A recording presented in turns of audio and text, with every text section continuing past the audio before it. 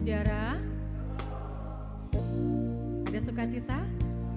Puji nama Tuhan, kita bersukacita apapun keberadaan diri dan hati kita. Tuhan tetap mengasihi kita, Tuhan tetap memperkenan kita untuk beribadah dan menyembah Dia. Pada saat pagi hari ini kita akan bersama-sama merenungkan firman Tuhan. Tapi kita butuh Roh Kudus untuk menolong kita, supaya kita diberikan kerendahan hati untuk menerima firman-Nya. Mari kita berdoa. Di dalam kesombongan kami, bahkan di dalam kelemahan kami tidak akan mampu untuk menangkap dan menerima firman Tuhan. Karena itu kami membutuhkan Allah Roh Kudus untuk menolong kami. Baik hamba-Mu yang lemah dan terbatas dan bodoh ini, biarlah hanya Roh Kudus sendiri dengan kekuatan kuasa-Nya yang melingkupi, sehingga yang nyata dari setiap apa yang disampaikannya itu berasal dari Tuhan. Itu adalah kehendak Tuhan. Yang Tuhan mau nyatakan bagi setiap kami, agar kami semua, baik yang menyampaikan maupun setiap jemaat Tuhan yang boleh hadir pada pagi hari ini, kami semua dapat terus bertumbuh, mengenal Tuhan, dan mengerti apa yang Tuhan kehendaki untuk kami lakukan. Sehingga firman yang kami dengar tidak hanya menjadi satu pengetahuan, tetapi menjadi bagian yang kami hidupi. Terima kasih Tuhan, kami percaya Roh Kudus Engkau setia untuk menolong kami. Berikan kami kerendahan hati untuk menyambut firman Tuhan dengan syukur dan sukacita, dan dengan hati yang mau merespon dengan taat, melakukan sampai Tuhan memanggil kami. Terpujilah nama Allah Bapa, Tuhan Yesus Kristus, Juru Selamat kami yang hidup dan yang mengasihi kami, serta Allah Roh Kudus, Allah Tritunggal yang setia. Setiap kita yang percaya kita katakan, amin. Puji nama Tuhan, pada pagi hari ini Bapak Ibu Saudara, kita akan bersama-sama merenungkan satu kebenaran firman Tuhan yang terambil dari Nehemia pasal yang pertama ayat 4-11. Kita akan membacanya secara bergantian.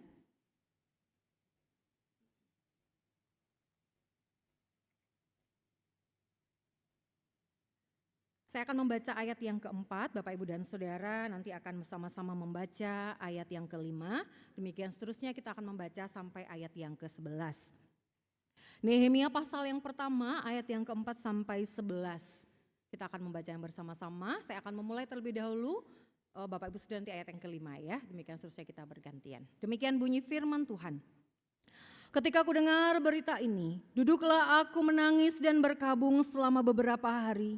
Aku berpuasa dan berdoa ke hadirat Allah semesta langit.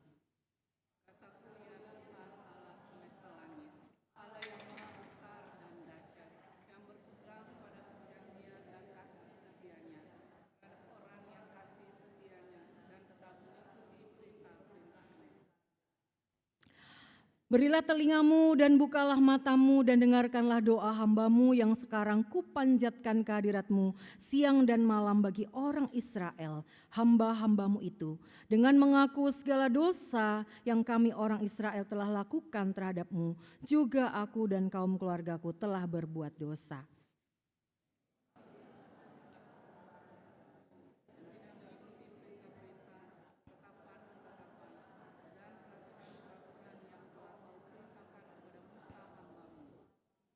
Ingatlah akan firman yang kau pesan kepada Musa hamba-Mu itu, yakni bila kamu berubah setia, kamu akan kucerai beraikan di antara bangsa-bangsa.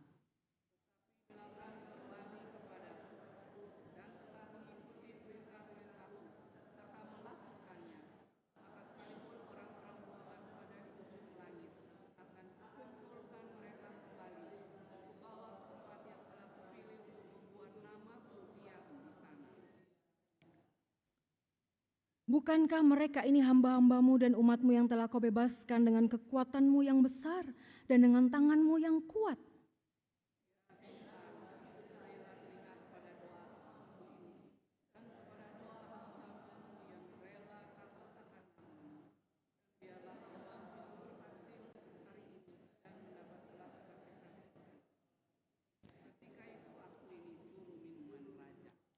Puji nama Tuhan, kita sudah boleh membaca dan bersama-sama menghayati Nehemia 1 ayat 4 sampai dengan ayat yang ke-11.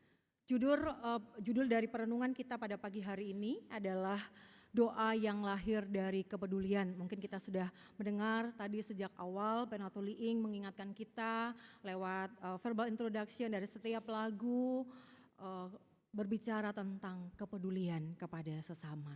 Hari ini kita belajar dari seorang tokoh yang bernama Nehemia. Dia adalah seorang yang memiliki kehidupan doa yang lahir dari kepedulian.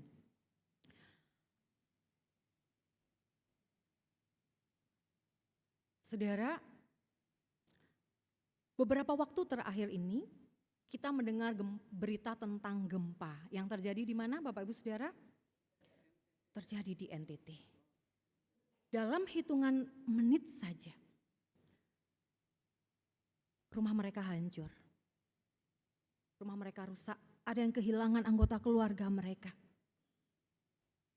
Kehidupan mereka dalam hitungan menit saja menjadi berubah. Dan banyak keluarga harus menghadapi ketakutan serta ketidakpastian bagaimana mereka akan menjalani kehidupan mereka setelah ini. Setelah mereka kehilangan rumah mereka, ketika mereka kehilangan keluarga mereka, ketika rumah ataupun daerah tempat tinggal mereka menjadi rusak. Kita yang jauh dari NTT harus menempuh berjam-jam untuk ke sana. Kita mungkin hanya melihatnya melalui berita yang kita baca lewat handphone kita atau yang kita saksikan di layar televisi. Tetapi coba kita bayangkan apa yang terjadi ketika berita penderitaan yang dialami oleh saudara-saudara kita yang ada di NTT itu masuk ke dalam hati kita. Kita tidak hanya sekedar mendengar, membaca berita, nonton berita di televisi, tapi ketika berita penderitaan mereka menyentuh hati kita. Apakah kita hanya berkata, aduh kasihan banget ya saudara-saudaraku yang ada di NTT. Ketika kita mungkin sedang membaca berita yang ada di handphone kita. Kasihan ya, mungkin kita ngobrol dengan teman kita, keluarga kita. Kasihan banget ya saudara-saudara kita di NTT. Iya, rumahnya hancur.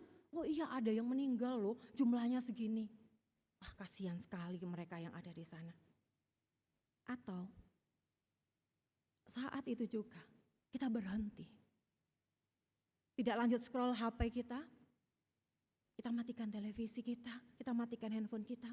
Kita langsung duduk dan berlutut dan berdoa untuk mereka. Dan berkata, Tuhan kasihanilah mereka.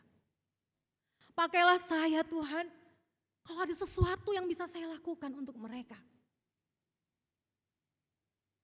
Apakah ini yang saya dan saudara lakukan, saudara? Apakah ini yang saudara dan saya lakukan ketika saudara mendengar kabar tentang saudara kita yang ada di NTT? Silakan saudara merenung secara pribadi bersama dengan Tuhan. Pertanyaan inilah yang membawa kita masuk ke dalam Nehemia 1. Nehemia juga menerima sebuah berita tentang kehancuran. Sebelum Nehemia menaikkan doanya yang kita baca tadi dalam Nehemia 4, Nehemia 1 ayat 4 sampai 11. Ia terlebih dahulu mendengar berita. Ia bertanya kepada yang datang kepadanya ya saudara ya. Kalau saudara memperhatikan ayat yang ke-1 di sana. Ayat yang kedua ada seorang yang bernama Hanani dari Yehuda. Dia datang menjumpai Nehemia yang pada waktu itu ada di negara Persia. Ia bertanya kepada mereka yang datang kepadanya dari Yerusalem. Bagaimana keadaan umat Allah dan Yerusalem. Dan ia mendengar berita. Bukan berita yang baik dan sukacita dan menggembirakan. Tetapi ia mendengar berita umat Allah sedang berada dalam kesukaran besar dan kehinaan. Tembok Yerusalem terbongkar. Dan pintu-pintu gerbangnya terbakar. Saudara, tembok sebuah negara, tembok Yerusalem itu berarti perlindungan, itu berarti keamanan, itu berarti pertahanan. Dan itu adalah merupakan sebuah status bagi Yerusalem. Tetapi kondisi kota Yerusalem saat ini terbuka, tidak terlindungi dan berada di dalam kehinaan di hadapan bangsa-bangsa yang lain. Sementara Nehemia sendiri berada di Puri Susan, salah satu tempat di pemerintahan kerajaan Persia. Satu tempat yang begitu jauh dari Yerusalem. Sama tadi kita membandingkan NTT dan Cirebon, cukup jauh saudara. Tetapi ketika ia mendengar bahwa ada berita kehancuran dan kehinaan yang dialami oleh bangsanya, respon Nehemia sangat berbeda. Dia tidak hanya sambil, oh gitu ya kabarnya, oh ya udah oke. Tetapi dia di dalam ayat yang keempat yang tadi kita baca, jelas dikatakan ketika mendengar berita itu, duduklah aku menangis dan berkabung selama beberapa hari. Aku berpuasa dan berdoa kehadirat Allah semesta langit. Berita itu tidak berhenti sebagai informasi yang didengar oleh Nehemia. Tetapi informasi itu membawa Nehemia ke hadapan Allah. Dan disinilah kita belajar tentang doa yang lahir dari kepedulian. Ada 3 kebenaran penting yang kita bisa pelajari dari teks yang sudah kita baca pada pagi hari ini. Yang pertama saudara, kepedulian itu membuat kita tidak acuh terhadap keadaan umat Allah. Membuat kita tidak acuh terhadap kebutuhan sesama kita. Di dalam Nehemia 1 ayat 4, ketika aku dengar berita itu, duduklah aku menangis dan berkabung. Selama beberapa hari, bukan hanya di saat itu saja, tetapi beberapa hari aku berpuasa dan berdoa kehadirat Allah semesta langit. Perhatikan responnya Bapak Ibu Saudara. Ia menangis, ia berkabung, ia berpuasa, ia berdoa. Yeremia tidak langsung berbicara tentang gimana caranya ya memperbaiki tembok Yerusalem yang sudah hancur. Gimana ya caranya memulihkan Yerusalem? Gimana ya memulihkan nama Yerusalem lagi? Bukan itu yang pertama kali dia lakukan, saudara.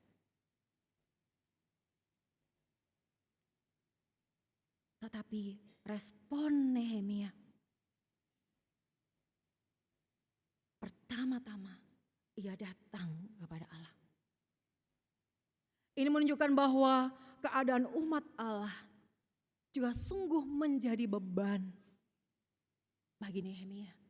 Sekalipun dia mungkin sudah berada di dalam tempat yang nyaman, tempat yang enak, tempat yang terhormat di negara lain. Dia melayani raja sebagai juru minum raja. Tetapi dia peduli kepada saudara-saudara sebangsanya. Dia membawa pergumulan itu dengan kerendahan hatinya ke hadapan Allah. Saudara saya dan saudara, setiap hari kita menerima berita tentang penderitaan orang lain. Mungkin kita mendengar ada saudara kita yang sedang sakit.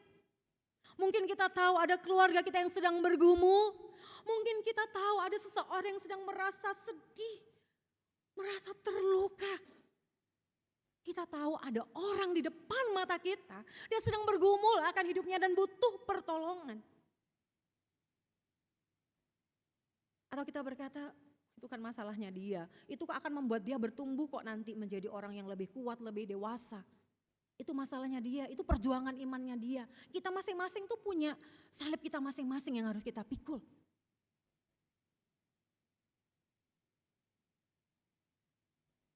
Saudara,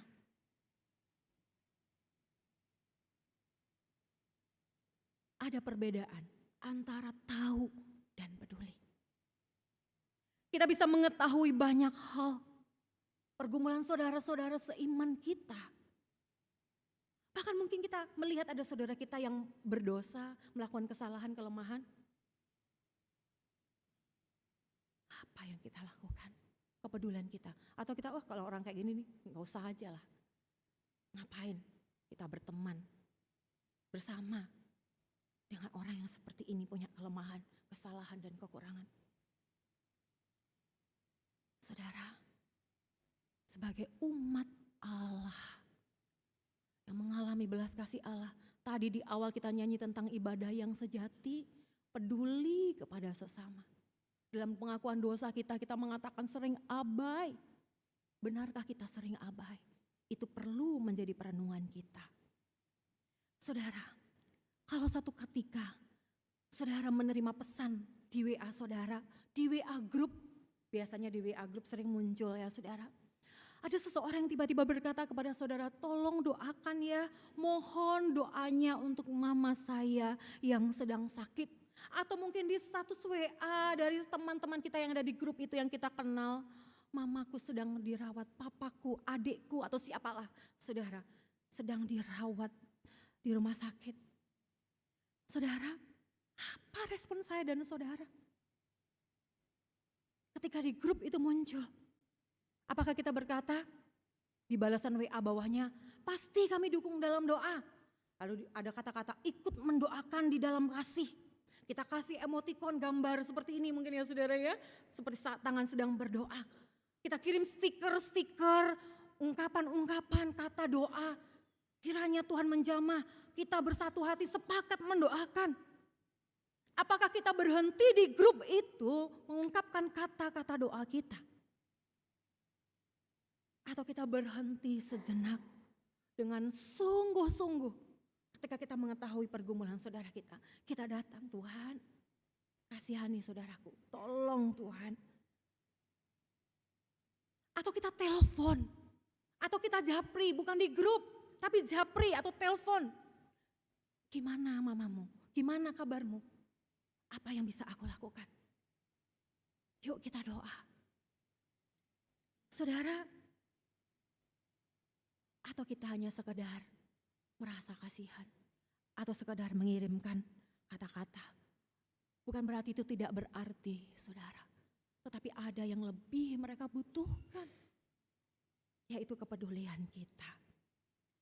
Saat kita tidak lagi sekedar mengetahui pergumulan orang lain dan membawanya kepada Allah, itulah yang dilakukan oleh Nehemia. Karena itu pertanyaannya bagi kita sekalian bukan hanya apakah saya tahu pergumulan rekan saya, apakah saya tahu pergumulan sesama saya atau keluarga saya. Tetapi apakah saya peduli dengan kepedulian yang benar? Dan apakah kepedulian saya membawa saya untuk menaikkan doa yang tulus dan sungguh-sungguh kepada Allah? Apakah doa saya juga membawa saya untuk melakukan satu respon yang benar? Mari kita tidak hanya berkata, kasihan ya, sakno ya. Atau hanya kirim kalimat-kalimat. Atau emotikon-emotikon atau stiker-stiker saja lewat grup chat. Tapi bawalah dia kepada Tuhan dengan sungguh-sungguh. Sebab dalam diri Nehemia kita melihat kepedulian yang benar tidak hanya berhenti pada rasa iba. Tapi kepedulian itu membawa kita kepada Allah, membawa dia kepada Allah dalam doa. Saudara, Nehemia tidak hanya berdoa. Yeremia tidak hanya membawa pergumulan bangsanya di dalam doa karena hatinya tersentuh oleh pergumulan itu. Tetapi isi doa dari Nehemia itu menunjukkan sesuatu yang lebih dalam daripada sekedar peduli, daripada sekedar berdoa. Tapi doanya merupakan bentuk dari pengenalannya akan Allah dan firman Allah. Saudara, inilah kebenaran yang kedua yang kita pelajari dari Nehemia. Doa yang lahir dari kepedulian. Doa itu membawa Nehemia untuk berdoa. Dan doa Nehemia itu adalah doa yang lahir dari pengenalannya akan Allah. Doa itu dibentuk oleh pengenalan Nehemia akan Allah dan firman-Nya. Saudara, kita perhatikan Nehemia mulai berdoa. Setelah Nehemia mendengar berita tentang keadaan Yerusalem, ia tidak hanya berdoa sesaat loh saudara ya, tidak hanya waktu itu.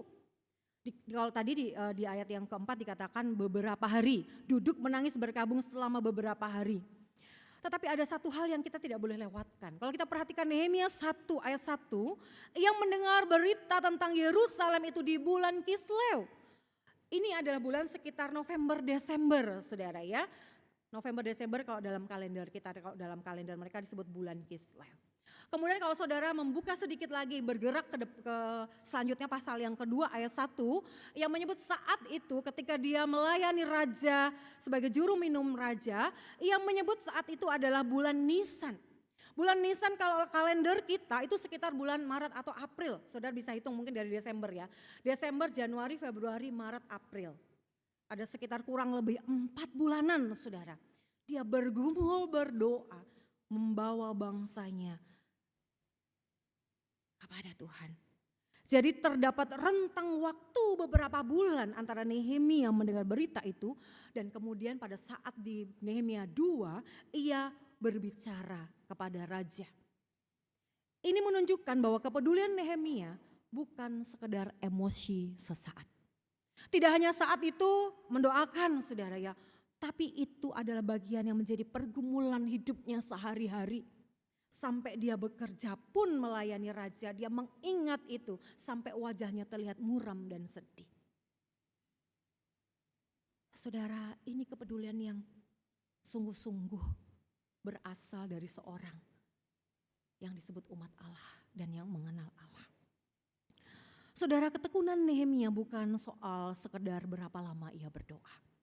Yang terpenting adalah apa yang menjadi isi doanya. Apa yang mengisi doa-doa Nehemia. Ayat yang kelima menunjukkan bahwa Nehemia mulai dengan mengingat siapa Allah. Mungkin saya minta bantu untuk slide berikutnya. Slide berikutnya. Ya, oke, terima kasih. Saudara, inilah pola doa dari Nehemia. Formula doa Nehemia. Pertama-tama yang ia lakukan, ia mengingat Allah. Ia mengarahkan pandangannya pada Allah yang dahsyat. Dalam doanya ia berkata demikian, ya Tuhan, Allah semesta langit, Allah yang maha besar dan dahsyat, yang berpegang pada perjanjian dan kasih setia. Ia membawa doanya Allah yang ia kenal, Allah semesta langit, Allah yang maha besar, Allah yang dahsyat, Allah yang setia berpegang pada perjanjiannya.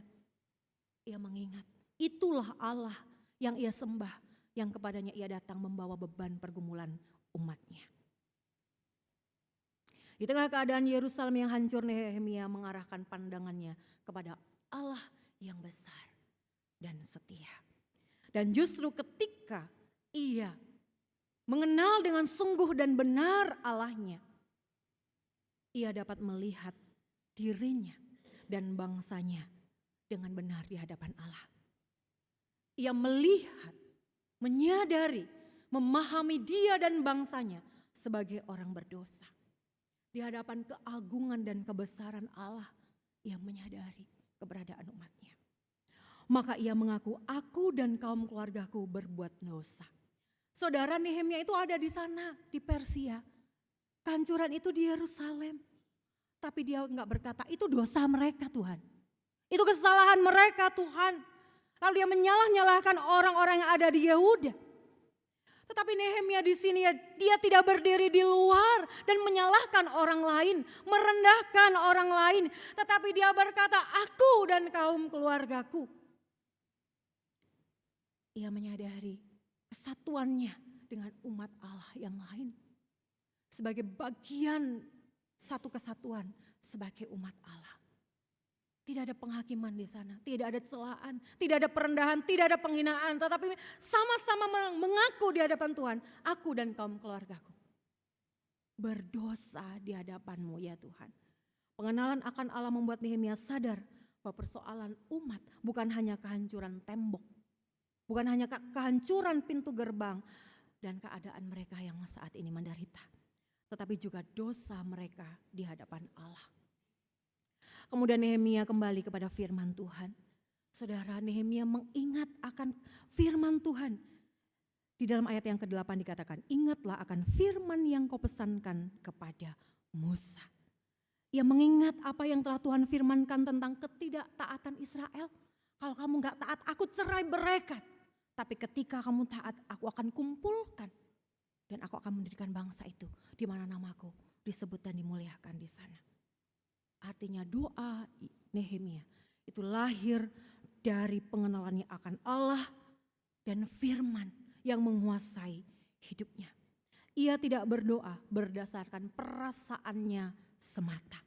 Ia berdoa berdasarkan apa yang Allah nyatakan.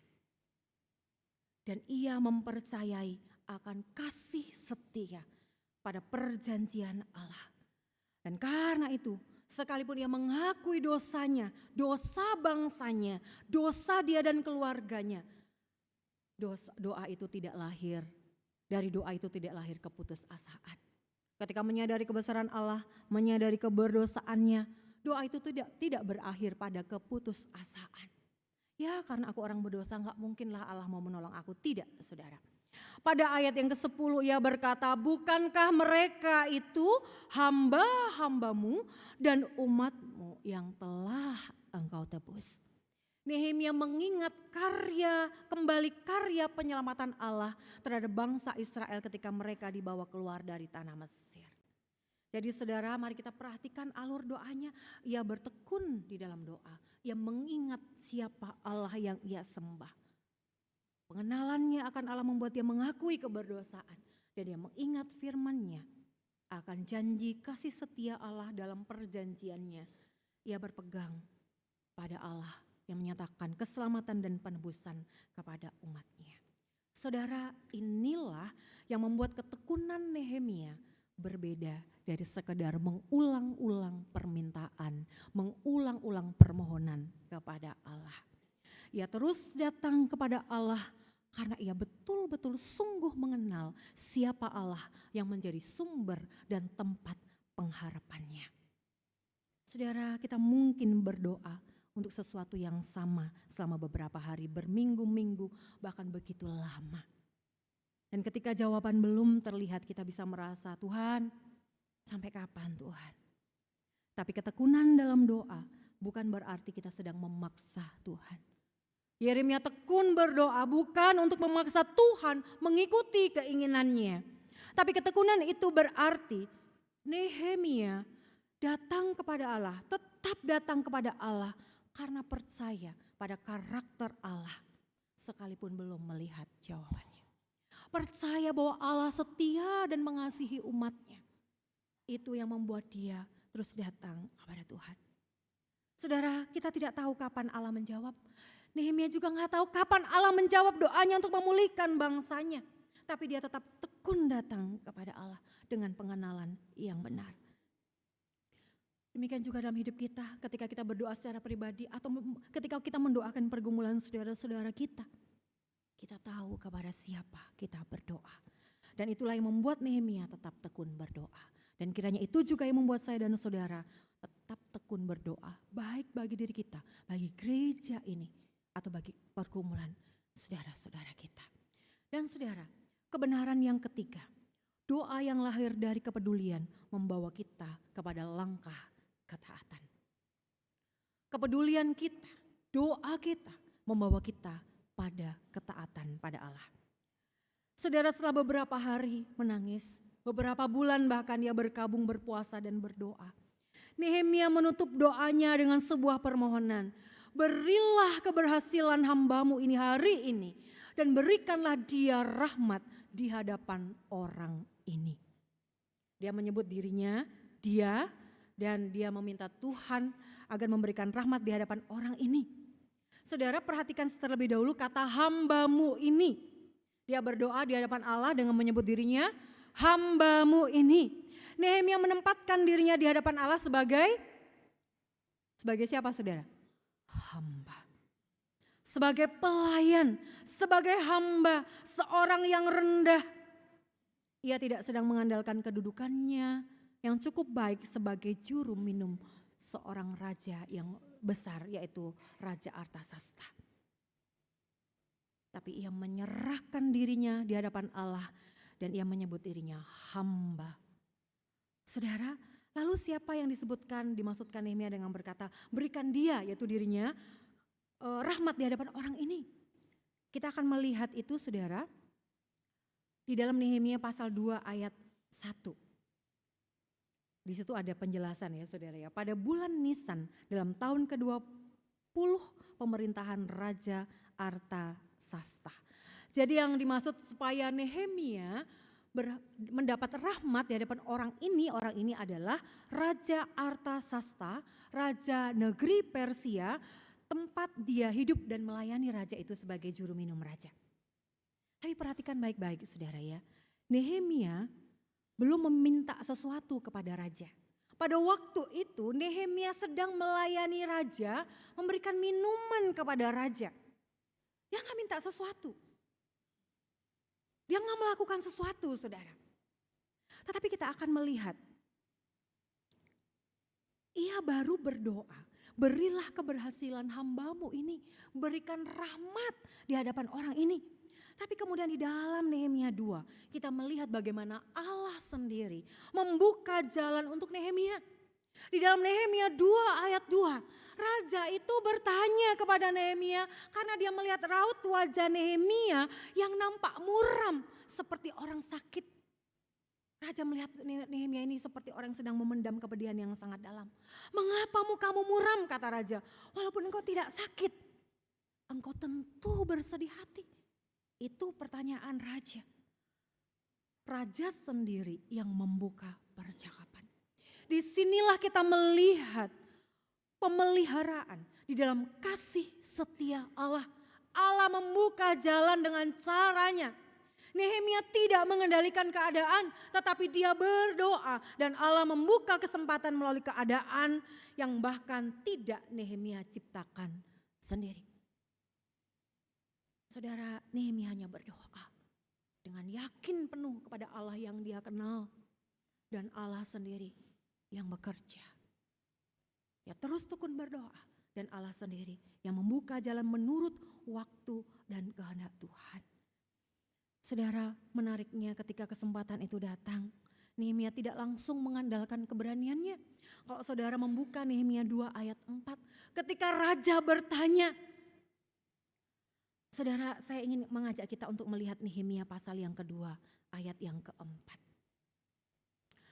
Lalu kata raja kepadaku, jadi apa yang kau inginkan?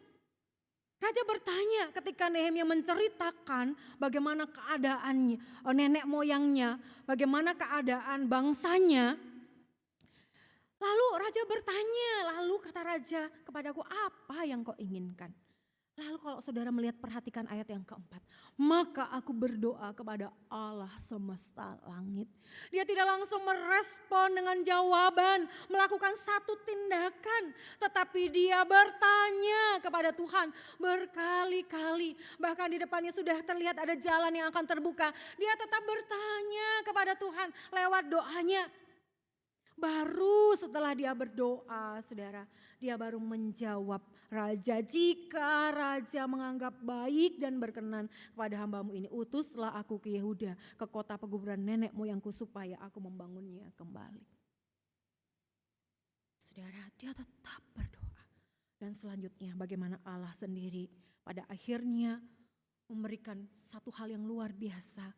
Sehingga Nehemia diizinkan oleh raja ini bahkan dibantu dalam pembangunan kota Yerusalem. Saudara, sebelum lanjut ke sana ya saudara, sebelum dia pulang membangun kotanya, kita sungguh boleh melihat saudara, Nehemia berdoa, Allah buka jalan. Nehemia sudah lihat jalan, dia kembali bergantung kepada Allah. Kemudian ia berbicara, baru dia berbicara, dan selanjutnya baru dia bertindak. Saudara, ini sangat penting bagi kehidupan kita, bagi gereja yang akan mengambil keputusan-keputusan, kita sendiri pun secara pribadi dalam melangkah, dalam kita mendoakan, dalam pergumulan-pergumulan kita hadapi. Saudara, kadang kita berdoa, Tuhan tolong orang ini, tapi kita tidak tahu bagaimana Tuhan bekerja. Mari kita tidak merasa bahwa kita harus mengatur Tuhan bagaimana ia menjawab doa kita. Kita dapat berkata, saudara, Tuhan, saya tidak tahu jalan keluarnya, tapi saya menyerahkan diri kepadamu. Dan jika engkau berkenan memakai hambamu ini, bukalah jalan menurut kehendakmu. Apakah saya dan saudara ketika melihat pergumulan saudara seiman kita hanya berdoa, Tuhan tolong. Atau kita berkata, jika engkau berkenan untuk memakai hambamu ini, menolong dia, tolong buka jalan, beri pengertian apa yang harus aku lakukan menurut kehendakmu. Seringkali kita melewatkan ini, saudara. Bertanya, peduli, bertanya dan melakukan sesuai dengan kehendak Tuhan. Saudara dan saya tidak dipanggil untuk menyelesaikan masalah orang lain. semua masalah. Tapi kita dipanggil untuk menjadi apa saudara? Untuk menjadi hamba. Menjadi hamba yang bersedia dipakai dengan taat kepada instruksi dari Allah. Menyerahkan diri kita untuk taat melakukan apa yang Allah mau. Bukan orang-orang banyak yang mau saudara ya. Allah mau. Bukan orang-orang tertentu mau. Tapi Allah mau. Saudara, simpati ini merupakan satu gambaran ya saudara ya. Bayangkan saudara, pada suatu ketika ada seorang jemaat sedang mengalami pergumulan. Seperti yang tadi saya juga berikan ilustrasi ya, ia membagi pergumulannya ini di grup WhatsApp. Gitu ya saudara ya. Di gereja kan pasti di gereja kita juga ada beberapa grup. Nah dia kebetulan membagi di salah satu grup di gerejanya. Grup itu langsung ramai saudara ya. Ketika dia menceritakan pergumulannya dan mohon doa, langsung begitu banyak orang merespon dengan ramai. Ada yang menulis kami doakan, mengirimkan stiker dengan tangan berdoa. Ada yang menulis dengan kata-kata mengatakan Tuhan menguatkan ya, tetap semangat gitu ya. Nah, tapi ketika saya secara pribadi datang gitu ya mengunjungi beliau pada waktu itu gitu ya. Di tempat dulu pernah saya melayani. Ketika saya berkunjung dan bertanya, apakah ada yang menelpon ibu? Dari jemaat? Enggak ada. Enggak ada. Apakah ada yang berkunjung untuk menguatkan ibu? Enggak ada.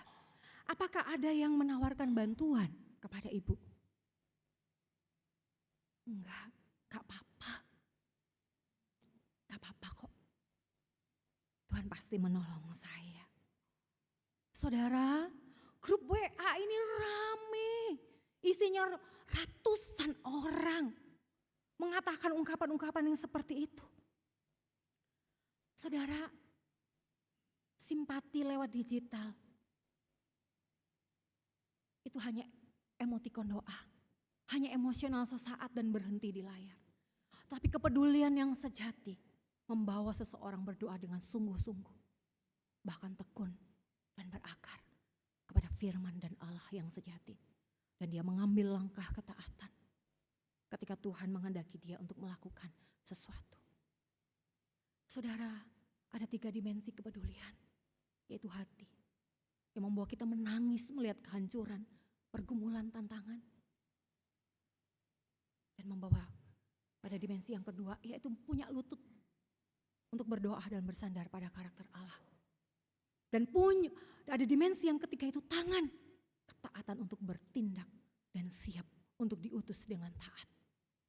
Ini adalah dimensi kepedulian yang benar sebagai umat Allah yang kita pelajari di rumah.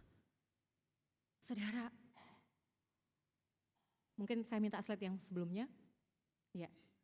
Saudara, seperti yang saya katakan tadi, begitu ramai di grup. Tetapi slide berikutnya, begitu sepi di rumah mereka yang sedang mengalami pergumulan. Saudara, apa respon kita sebagai umat yang mengenal Allah? Ketika Tuhan membuat kita melihat, mendengar pergumulan yang dihadapi oleh sesama kita. Entahkah itu bergumul akan dosa, akan karakternya, masalah sakit, pergumulan ekonomi dan sebagainya. Saudara, maka kita boleh belajar dari Nehemia. Saudara, saya tidak hendak menyalahkan kita yang hanya mengirimkan pesan lewat WhatsApp. Tapi pertanyaannya, apakah kepedulian kita hanya berhenti di layar handphone? Ketika Nehemia mendengar tentang Yerusalem, ia tidak berhenti pada rasa iba. Ia bertekun dalam doa dan menyerahkan dirinya untuk dipakai sebagai hamba yang mau taat. Maka ketika seseorang menyampaikan pergumulan kita, mari kita tidak hanya berkata, saya doakan ya, saya akan sungguh-sungguh berdoa, saya dan keluarga saya akan mendukung dalam doa. Tapi bisa kan saudara, setelah berdoa kita telepon, kita japri, kita dengar dia mungkin berkeluh kesah, mendengar, lalu kita mungkin bisa berkata, yuk kita bawa dalam doa. Mungkin aku belum bisa bantu apa-apa, belum tahu apa yang harus aku lakukan. Tapi kita berdoa supaya Tuhan menuntun kamu dan menuntun kita apa yang harus kita lakukan. Saudara, kita tidak bertanggung jawab untuk menyelesaikan masalah semua orang. Tapi Tuhan mau kita peduli dan kepedulian kita itu benar. Dan kita sungguh menyediakan diri di hadapan Tuhan dengan tulus dan murni. Dan terus berkata, Tuhan, kalau Engkau berkenan untuk memakai saya bersedia. Saya mau taat Tuhan, saya mau melakukannya. Apa Tuhan perintahmu? Apa Tuhan yang Kau mau aku lakukan? Itu butuh bergumul bersama dengan Tuhan, gak bisa langsung serampangan saat itu juga saudara. Kita perlu benar-benar bertanya. Sebab doa yang lahir dari kepedulian tidak berhenti hanya di belas kasihan saja. Tapi membawa kita sungguh-sungguh kepada Allah. Tuhan kiranya memampukan saya dan saudara dalam kehidupan kita bersama di gereja ini sebagai sesama umat Allah. Dalam keluarga atau dimanapun Tuhan menempatkan kita. Kiranya firman Tuhan ini tidak menjadi pengetahuan, tapi bagian yang kita hidupi. Saya percaya ketika Tuhan mengizinkan saya dan saudara bersama-sama mendengar berita tentang firman Tuhan ini, Tuhan mau mengubah hidup saya dan saudara menjadi pribadi yang punya kepedulian di tengah-tengah dunia yang begitu penuh dengan pergumulan, tantangan, dan permasalahan, dan keadaan-keadaan yang begitu sangat menghancurkan. Kiranya Tuhan memakai saya dan saudara menjadi kepanjangan tangannya, bukan untuk menghancurkan ya saudara, tapi untuk membangun bersama-sama dengan Allah sesuai dengan hikmat dan petunjuk Allah sendiri. Amin. Mari kita berdoa. Bapa dalam kerajaan surga, terbatas hamba-Mu untuk menyampaikan dan menguraikan kebenaran-Mu. Tapi kami percaya Tuhan, hamba-Mu percaya bahwa Roh Kudus Allah yang sempurna itu terus bekerja di dalam diri setiap kami. Lewat hidup yang Tuhan percayakan, lewat pelayanan yang Tuhan percayakan masing-masing dari kami. Kami percaya bahwa Engkau tidak sekedar hanya begitu saja memberikan firman, tapi Engkau tidak pernah kebetulan melakukan segala sesuatu dalam hidup kami. Pasti ada sesuatu yang Kau rindukan dalam diri umat-Mu yang hadir pada pagi hari ini. Karena itu nyatakan Tuhan, bekerjalah Tuhan, supaya sungguh-sungguh setiap kami dapat hidup dan menghidupi kehidupan sebagai umat yang sejati, umat yang berkenan kepada Allah, umat yang tunduk dan hormat, melakukan segala sesuatu tepat seperti yang Tuhan mau. Sekalipun mungkin kami tidak melihat sesuatu yang besar, sekalipun mungkin kami tidak melakukan hal-hal yang besar, tapi lewat langkah iman kami, kiranya Engkau menyatakan kemuliaan-Mu. Sertai kami, pimpin kami, lindungi kami. Dalam nama Tuhan Yesus kami berdoa.